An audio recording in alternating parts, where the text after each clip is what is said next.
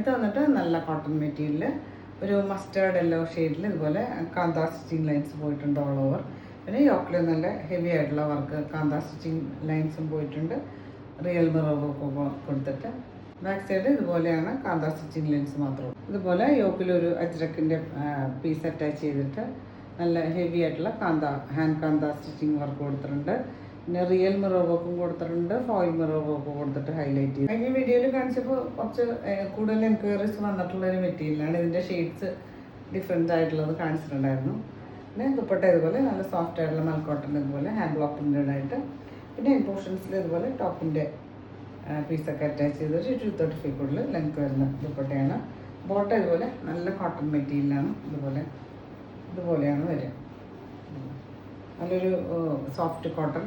അതിൽ ഇതുപോലെ എൻ പോർഷൻസിൽ ഇതുപോലെ എംബ്രോയിഡറി വർക്കാണ് കൊടുത്തിട്ടുള്ളത്. നല്ല തിക്കായിട്ടുള്ള എംബ്രോയിഡറി വർക്കാണ് കൊടുത്തിട്ടുള്ളത്. പ്രൈസ് വന്നിട്ട് 1090 ആണ്, 1900 പ്രൈസ്. ഒരു ഇൻഡിഗോയുടെ ഡാർക്കർ ഷെയ്ഡ് എന്ന് പറയും. അതിലിതുപോലെ കാന്താ സ്റ്റിച്ചിങ് ലൈൻസ് പോയിട്ടുണ്ട്.